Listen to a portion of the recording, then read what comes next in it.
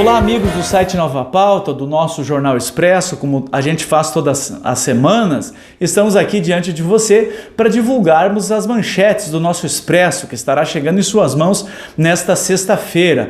Embora uma sexta-feira de feriado aí, a gente não para aqui na redação e tudo está prontinho, rodando já na 0 hora para chegar cedo na sua casa, para você ter aquela leitura semanal. Alguns fatos você já viu no site Nova Pauta, também no site do Expresso Ilustrado, como o caso da violência contra as nossas meninas na região. Antes disso, eu quero abordar as outras manchetes. Por exemplo, nós teremos segunda-feira o início do Fórum do Desenvolvimento aqui de Santiago.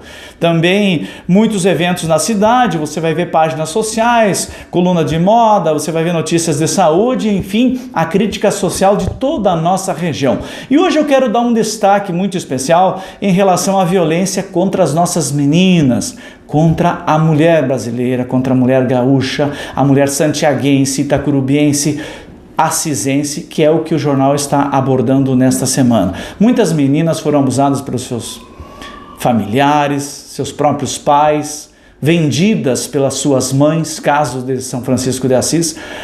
Mas eu não sou a pessoa correta para falar desse assunto. Então a gente quer ouvir uma profissional desta área, da infância, da juventude, uma psicóloga renomada aqui na nossa região, que é a Márcia Ferreira. Eu quero dar o boa tarde aqui à doutora Márcia e, primeiramente, já dizendo, doutora, o que passa na cabeça de uma pessoa que comete esses abusos? Pode-se dizer que é uma pessoa normal? Boa tarde, João. Boa tarde a todos que estão nos escutando, nos vendo agora.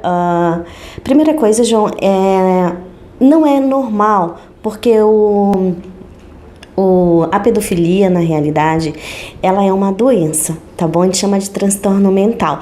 É caracterizado, inclusive, é diagnosticado pelo CID-10 como um transtorno mental, tá bom? Então, ele vem na parafilia, são desejos por objetos, por pessoas, são desejos diferenciados, vamos supor, do que se caracterizaria como normal. Tá bom? Então, ele é uma doença, né, e que precisa ser tratada. Não tem cura, mas tem tratamento. Doutora, e no caso da menina ter maior de 14 anos, 15, 16, que é o caso, assim, já tem acontecido, já mocinha, né, já saindo um pouquinho da infância, é considerado igual pedofilia? Abuso, sim, é menor, com certeza. O que acontece com a gente? Nós estamos numa sociedade que a gente começa a caracterizar, a gente presta atenção que as roupas dos 8 aos 48, elas são as mesmas. É sutiã com bojo, é alguma coisa assim. Então, a gente está caracterizando e está sexualizando a criança muito cedo. Certo. Então, assim, é importante a gente dizer que nem todo abusador, ele é pedófilo, né? O abuso, ele acaba acontecendo pela gente socialmente quando a gente começa a fazer isso com as nossas crianças. E aí a gente começa a mostrar que o corpo jovem, que o corpo novo, né? Aquele corpo juvenil, ser nifeta é bonito, que aquilo é sexualmente permitido, até muitas vezes quando a gente faz isso com as nossas crianças e aceita isso em mídia e em qualquer outro tipo de meio de comunicação. Então, para deixar claro, essas pessoas que cometem esses abusos, claro, devem ser punidas perante a lei, mas elas têm, então, um desvio de caráter, né? De conduta, alguma coisa assim. Na realidade, elas não sentem desejo por mulheres, tá bom? Na pedofilia, ou nessa questão principalmente do abusador, ele é igual ao dependente químico. Se ele tiver oportunidade, ele vai fazer. E quando acontece um caso em relação à filha abusada pelo pai, digamos que venha, no caso aqui em Santiago, acontecido em Itacurubi, na nossa região, que o rapaz foi preso aqui em Santiago, ele comprovadamente abusou. Não se sabe se a filha é dele, a princípio seria. Digamos que venha essa filha a ser dele.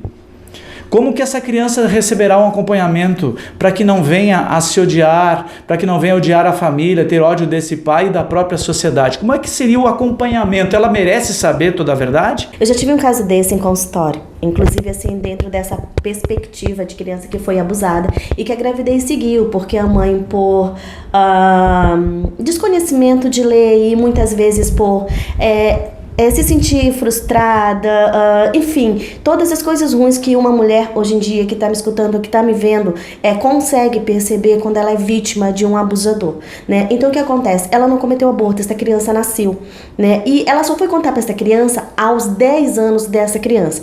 Antes disso, ela dizia que esse pai tinha morrido num acidente. Só que a criança, o que ela dizia pra mim? Eu notava que tinha alguma coisa errada porque eu nunca tinha visto uma foto de um pai meu.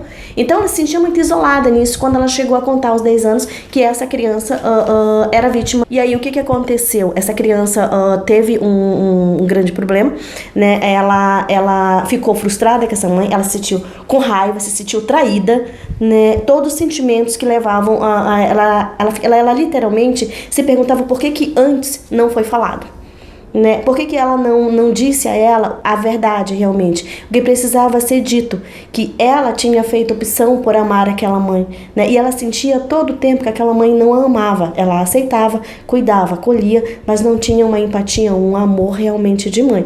E assim ela passou a infância dela inteira solitária e só foi entender isso após os 10 anos dela. Significa que com muito trabalho psicológico e da família, é possível então que essa pessoa venha a ter uma vida praticamente normal? Sim, né? Normal é algo assim que a gente depende de que ponto a gente fala. Mas com certeza ela com esse conhecimento de saber da verdadeira história dela vai poder permitir ela a lidar com as suas próprias questões pessoais, em tratamento, com a família e com todos. É importante que a gente entenda que às vezes a cultura do estupro da gente, né, a gente precisa tratar não só a criança, não só aquela mãe, mas muitas vezes toda a família, inclusive o abusador.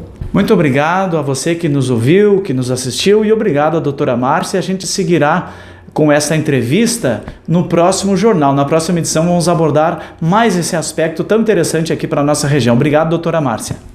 Obrigada, João, pela oportunidade, né, e o carinho com a gente. Obrigado e até uma próxima oportunidade.